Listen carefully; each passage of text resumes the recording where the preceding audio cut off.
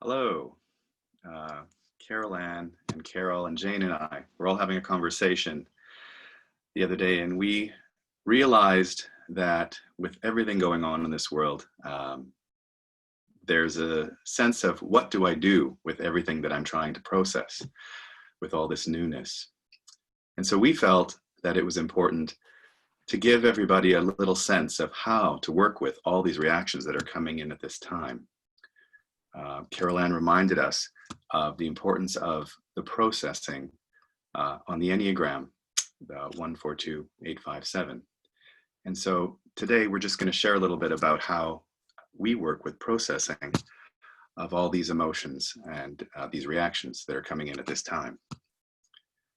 I think, Carol Ann, you'd like to start us off and just share a little bit about those dark things that are happening in our lives right now and what to do with this darkness. Sure, what everybody wants to hear. We want to share with you this morning the law of process in the Enneagram. Many people know it from a variety of perspectives, but I don't think that most people have a sense of the immense processing that goes on through those archetypal spaces. So I want to look at the law of 7 through the hexagon, 1, 4, 2, 8, 5, 7. Because it's a law of manifestation. It's a law that brings into life those influences that are around us from a variety of sources all the time.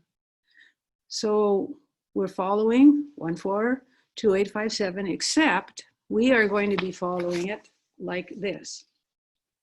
1, 4, 2, 8, 5, 7. From the bottom up instead of from the top down. Bob Oakes, my teacher, and I remember so many things he taught, but he said, when you learn the Enneagram, what you're really learning is to walk on your head. So it's turning our world upside down. There's no better time than the current situation, a very dark time in our world all over, for us to then actually seriously commit to this creative process. So we will be following, as Dale said, each of us will be sharing. The experiences. We're looking for ways to help us do the inner work. The outer world is dark. The process of manifestation begins in a dark world on the inside. And there's nothing better than the Enneagram to be before our faces with some of the dark issues of our own life. So it's a very creative process. Something new will come about. There will be change. This is not new. This material is not new. All traditions, in their own way, look at the process of creativity. One more thing before we start. This process is a matter of the heart. And so it's why we chose to do it through the sharing of our own experiences, because it's through the images in the heart that transformation and the beginning processes actually begin for us. So it's the images of the heart. We hope to provide some images to work with. We will share the process to work with, and hopefully it will be for you the help that it has been and is for us in our daily lives. So having said that, Dale, the root, the one starting from the bottom, one of the things you can image, talk about image, here's the first one. Think of a seed in the soil, and that's going through the to grow trunk, limbs, blossoms, fruit. Think of the image of a tree when you think of 1, 4, 2, 8, 5, 7. Okay? All right. So in the one space, when we start off, there is a sense of stop, realizing that we are affected, that sense of, am I still breathing? Too often when we are upset or affected, we hold our breath. And my friend David used to always say, we do not take a breath, we receive a breath. And so when we do not receive our breath, when we aren't following the rhythm of our breath, we are not processing, we are holding. And so for me to realize when I've stopped breathing or when I'm affected is to place my hand on my heart, on my chest, and feel that I am physically affected, feel that my breath is affected, to put my hand on my heart. And there is a specific muscle that handles our breathing. And just to come back to that muscle and pay attention to where is the rhythm, where is my breath, and to feel that rhythm and to remember that I am breathing starts me in that process of acknowledging that I've been affected and I can breathe. And as I breathe, I can feel something happening. So you may want to, while we're going through this, just be aware of your own diaphragm and practice remembering the breath. It just takes a few moments to bring your attention to your breathing and to be where you are in the breath. 1, 4. So as I consciously breathe, I open to meet my own resistance to receiving how I've been affected. And as I breathe with it, my resistance softens and I loosen in my body. So what was held tightly is now opened and I can receive it. So my reserve or my fear can be softened so that I can fully experience them. I imagine that I have a cave in my heart and that I sit in my cave with a little warm fire, and it's a place of stilling and quieting. I feel held, and it's in that quiet that I can possess my experience and not abandon it. And the invitation to stay here at home until I feel this natural movement then to 2.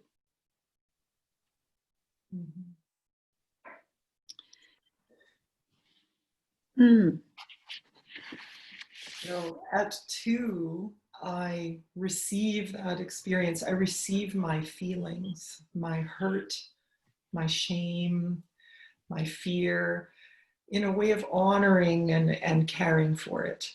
The feeling is part of who I am, and I respect it. Respect is looking at again, so I look at it again. I respect it. I care for it. I honor it. It's a part of me. And so I want to receive this part of me as whole. I want to receive myself as whole.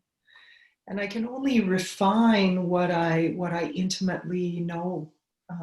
So I want to love that feeling, that reaction back into myself. I take possession of myself, remembering that that I'm important. All of me is important. And that when I have the desire to push away some of these feelings, the call is to bring them back to me.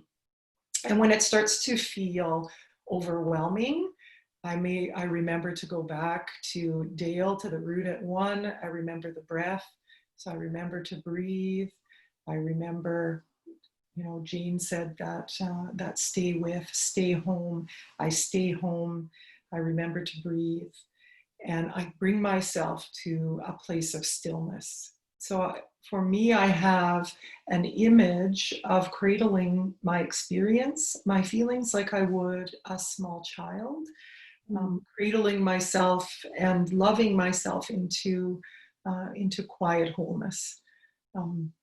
It's very personal, these 3 steps. They're about me. They're about my breath, my experience, and truly receiving and honoring me. So I am processing here how to love myself. And in preparation, again, I need to possess that and honor it and love myself before I can come to further refinement at 8. All right. Let's do 8. As we're moving up our tree, we have images to travel with. So important to have your own image of this movement. Okay. So 8, so many of us relate the number 8 and the 8 space to strength. But the real work in 8 is vulnerability, of connecting to my vulnerability. And the root, the etymology of 8, of vulnerability, is wound. And so at 8, I'm called to pay attention to my wound, to realize that it's okay to be wounded, and to let that wound affect me, to surrender to the sense that I am wounded.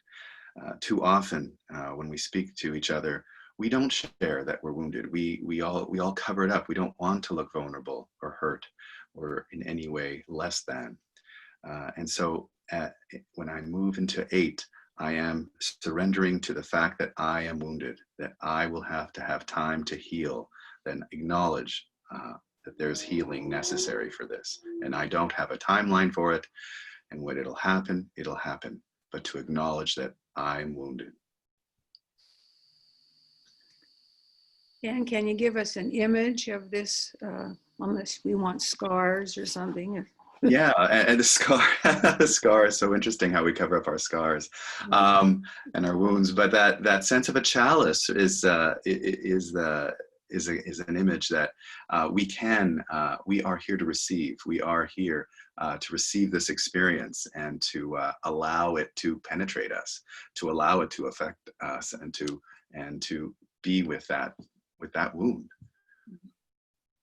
So as you're hearing, there's a deepening as we're going up in the movement, 1, 4, 2, 8. There's an opening of heart to receive influences from the world of spirit. And so the spirit cannot descend if there's nothing ready to receive it. And if I'm so full of my own stuff, there's not much room for the spirit. So traditionally, so often a chalice or an empty bowl, but find your image for that openness to receive influences from above. 1, 4, 2, 8, 5. In 5, there will be a movement from this interiorness to expression through the word, through the voice. And it's the expression of the individuality of my experience. It feels like a movement from deep in out. So from the place of the heart, the speech comes with a quality of warmth. There's an expression that comes in the moment and you're not quite sure what it's going to be, but it's influenced from this help that comes from the 8 space and the influence of spirit. There's a quality of warmth, and it feels like, or the image I have is that it's like words rolling out of my mouth, being offered. And isn't it true that sometimes you don't quite know what those words are? No. It comes in the moment. I don't think ahead of what they're going to be. Yeah. They're in the moment. So, and there's no fear when they come. Yeah.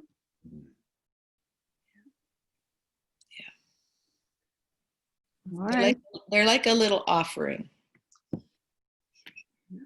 And it's you, the individual, that are making the offering to the larger context, the cosmic, the world context of life. Yeah. It's a different quality of energy. Yes. Okay. So let's then complete the going to 7, 8, 7, 5, 7. Let's go to 7. Okay. So at 7, I've broken open and I have uncovered that creative expression of who I am. And so here I arrive at the place of the bearing of fruit. And so the fruit maybe knowledge or insight or a new patience. But there's about it a soul quality. So there's a different quality in the presence at 7 that affects me and others around me when I am at the place of bearing this fruit. So others feel the joy, the wisdom, the presence, the patient kindness that comes with this bearing of fruit. I'm grounded in this delight of being alive and being a part of life. There's aliveness, a desire to engage with and share and be with others in this expanded and loving way. And and I just want to distinguish that I feel it. It's no longer an emotion, but a spirit feeling. So there's a feeling of connectedness and abundance and love. And I'm always reminded of the French word enchanté. And so I have a feeling of a singing heart, that my heart sings to meet you with this bearing of fruit. I become a bearer of fruit. I am fruitful. It is shared, and I brought the image, the bowl of fruit. Oh, thank you. Did you share your image, Jane? Give us an image. I must have missed it. Could you? I mean, I missed it. So could you remind me of what you said? Well, it's an image it's an image combined with a sensation of the words tumbling out of my mouth on an exhale. It's like a tumbling. Tumbling. Yep. Okay, so why don't we go back over our images? I can't say enough how important the images are. We learn in our heart through images. They're pictures, and we need, if our soul is going to grow, we need lots of these. And people who don't have enough heart images cannot understand some of this work, because particularly when we're looking at this process of how I am affected, it's about me personally. The heart is the initiating with the breath into this whole movement through spirit to gifts of the spirit. So we had, well, I started with the tree. I couldn't leave the tree out. And your image here, breath. Breath, and place your hand on your chest to feel the rhythm, feel your body, know you are here to stop. Or if you're having trouble, deep breathing, conscious breathing, put your hand on your diaphragm. That muscle has to be working. And then we have the image of the cave, the fire. There's a fire in the cave. Find your image for home, interior home. Not talking about the external world. It's the internal world. What's home like for you? What's your image? And then the cradle. I thought Carol was going to sing, but she didn't. A cradle song, but you can have a song. Maybe sometimes when it's tough to be able to honor yourself or love yourself, hum a lullaby. And the image of chalice at 8, that vulnerability of opening to the divine influence. Find your image, and maybe you already have it, but then you want to come back to it. And then 5, the tumbling. See, I'm thinking of a song about the tumbling reed. But find your image, because it's coming right from you out back into the universe. And through the process, you're gifting our world with light and with fruits of your work, fruits and gifts of the Spirit. So find your image, work this process. And one last thing, we talked about maybe having a mantra, having a couple of words that will help remind you to come home inside to yourself, to stop. And this is the gift of the virus for us. We have to stop. We don't want to go back the same way that we've come. We are pilgrims. We're going back a new way, gang. So, one, easy one, eh? Remember the breath. Remember the breath. 2, stay with, stay at home. 2, the cradle, the lullaby, the cradle. What was our 8. mantra at that 2? Cradle. Cradle was, eh? Okay. Cradle. See, this is good because, you know, we always forget. We forget to do this. We forget where we are. We forget how, but you know, we have help. So, all right, 8. Surrender? Surrender. Surrender, 8. 5. Express. Yes. Express. And 7. Be Be the fruit. Be the fruit. So I had a text from Jane this morning, and she said she was reflecting on each one of these. So take a day, for example, and reflect. Say, oh, today I'm really going to remember the breath. Today, as often as I can, I'm coming back to the breath. And then next day, I'm going to try, I'll do 4. What's my image of home, my internal home? I want to return there. So when something happens, I immediately return. And then the cradle. Whoa. And then the chalice. And then the expression, the tumbling. And then when you eat a fruit, remember, we are to be the fruit for our world. So this is the manifesting of the law of 7. You don't have to be a particular number to do it. We all do it. We are all moving. Any last thing that anyone wishes to say? Well, I think that I would just remind everyone that this video will be kept up. And so, as you said, Caroline, we're not going to learn it all at once. It bears repeating. And so don't, we suggest you don't take notes and try to figure it all out, but actually be with that process, even if it means watching the video numerous times or whatever. It's a process. Be with it and be gentle with yourself. Yes. And help is always available. Help is always available. So blessings to everyone. May we all be in service of this great work. And may we cast about our world today wonderful fruit and bring light into very dark places. Thank you. Thank you.